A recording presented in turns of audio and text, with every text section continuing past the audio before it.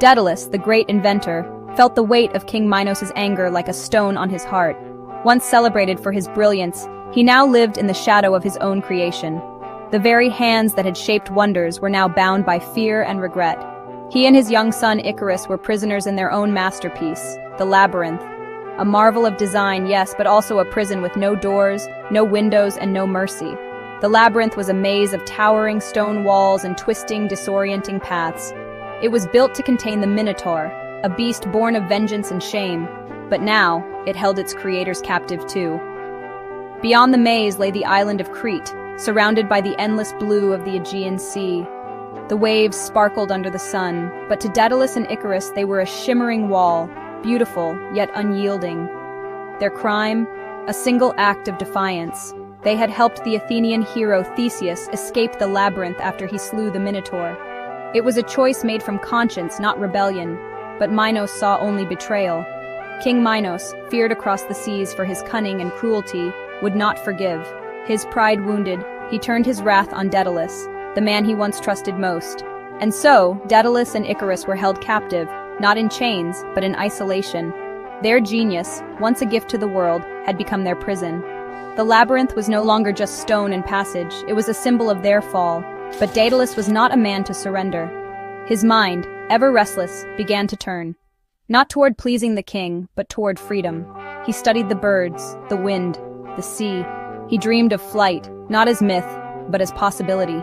The sea mocked them with its vastness. It was too wide to swim, too deep to cross. Every crashing wave was a reminder of their isolation, of the world just out of reach. But Daedalus believed there had to be another way, a path not through the sea nor around it, but above it. And in that belief, a plan began to take shape, one that would defy the gods themselves.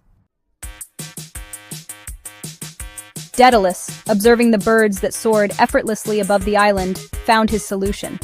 While others saw only the unreachable sky, he saw a blueprint, nature's own design perfected over millennia. The wings of gulls and hawks, the gliding arcs of seabirds, they whispered secrets to him in the wind. Wings, he whispered, more to himself than to Icarus.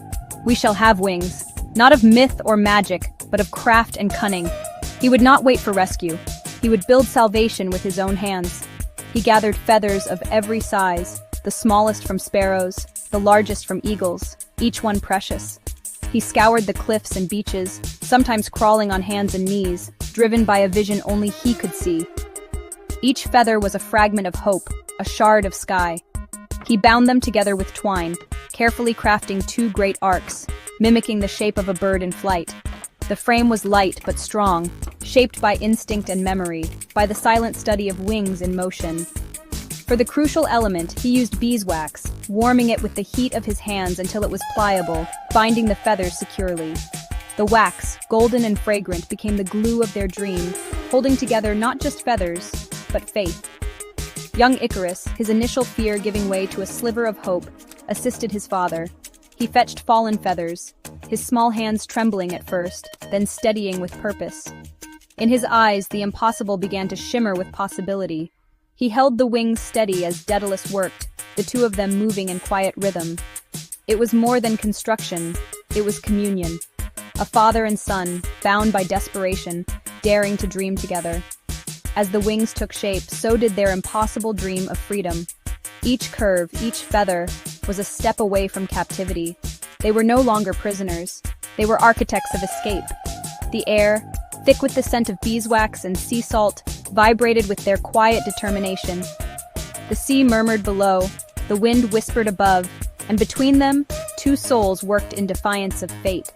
Soon, two magnificent wings lay complete, ready to defy the very laws of nature and carry them away from their island prison.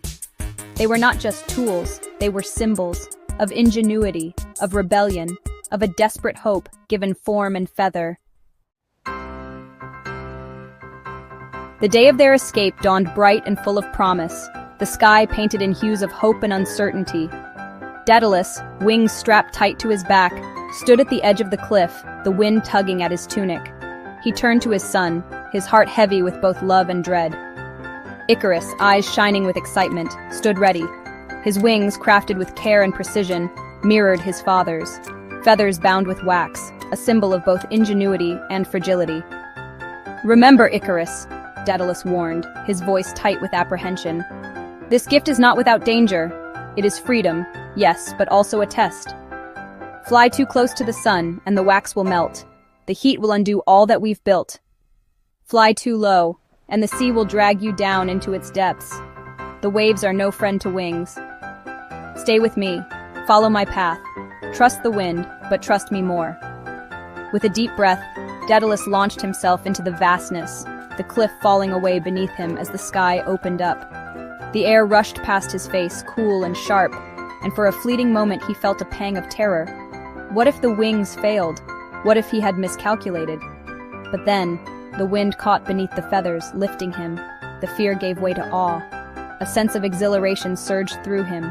He was flying, not falling, not dreaming, but truly flying. The sky embraced him, the sea far below now a distant memory. He glanced back to see Icarus right behind him, his laughter ringing out like music on the wind. For that moment, they were not prisoners or fugitives. They were free.